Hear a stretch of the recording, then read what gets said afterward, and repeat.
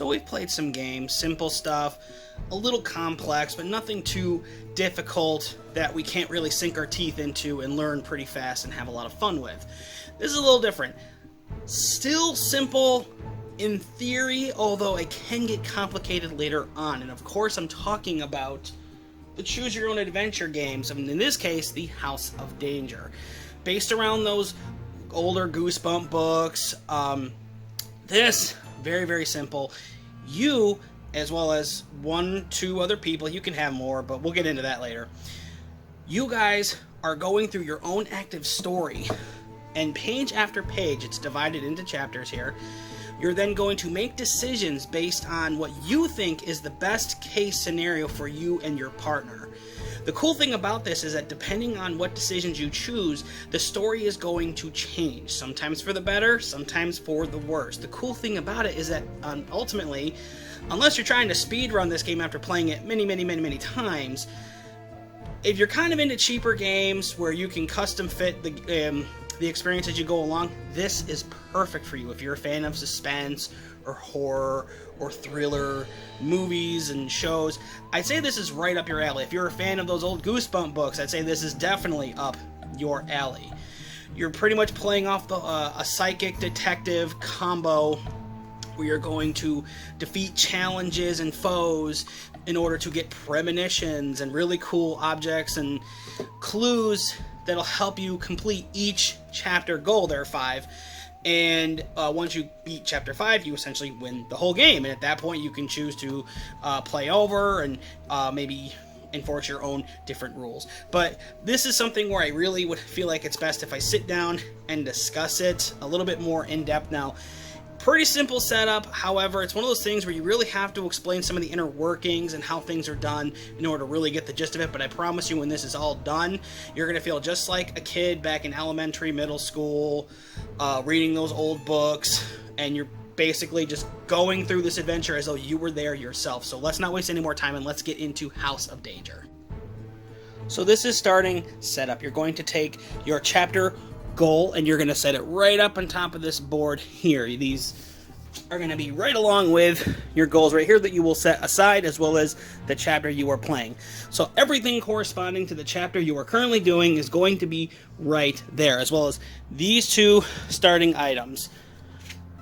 That right there, the bottled water. This right here, the pocket knife. You also notice on the back, it's your starter kit. You're always going to start with those 2.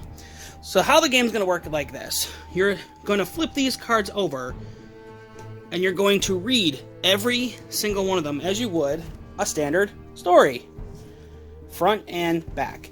You're then going to get to some options where you have a choice to make. For instance, like right here on page 2, it'll tell you to draw a clue to discover your goal. So you'll just take clue number 26 out of this pile, and it'll say right here at the bottom what chapter it corresponds with. So as long as you have all chapter 1 stuff here, you're fine. And then you'll get to this right here, the option.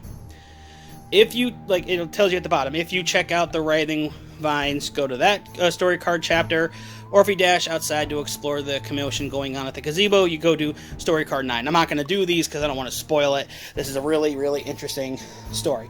So what you're going to do, okay, based on those decisions, you're going to go through here. You're going to pick which direction you want to go.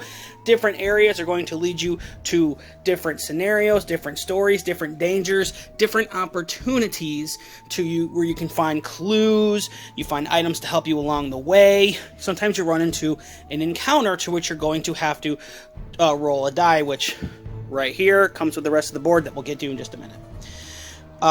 The fist icon indicates that, a fight is going to happen. So any item that you get, you keep down here for everyone to use at any given time unless specified otherwise. And if you have an option to use it to better your chances of winning, you use it.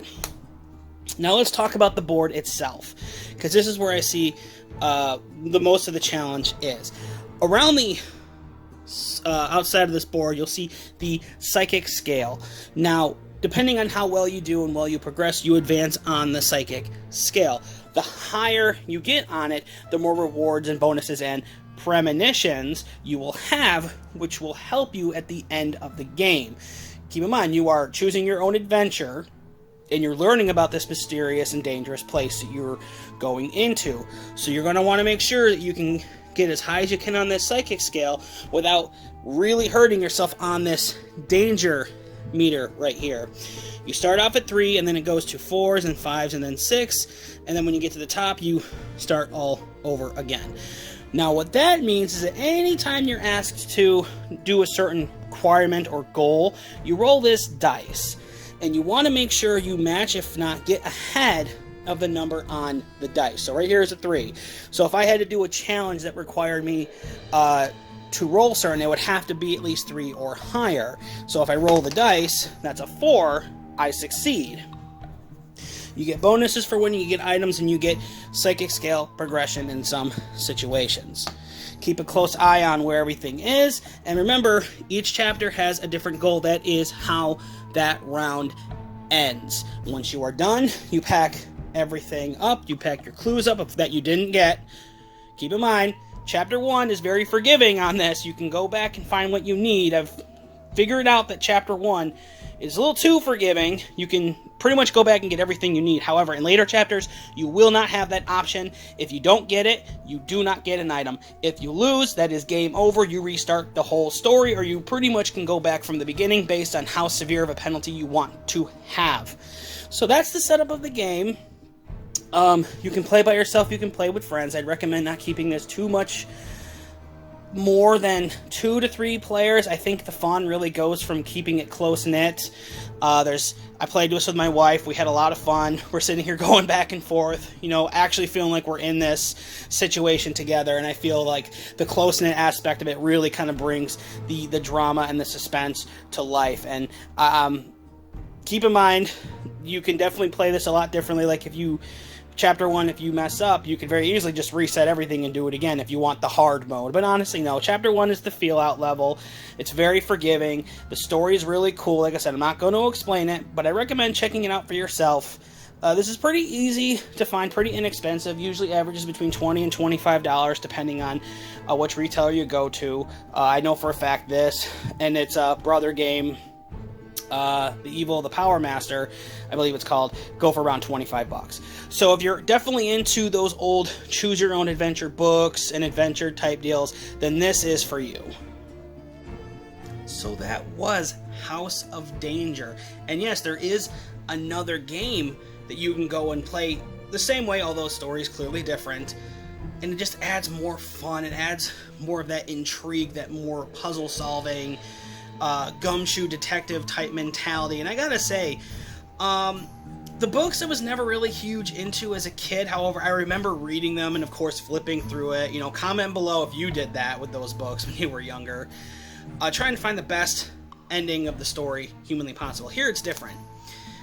When you start off, it's the easy mode, but as you go on, the consequences are far greater. So you definitely need to be, sticking to your guns and playing it safe in the later rounds. Otherwise, it's game over. You are done.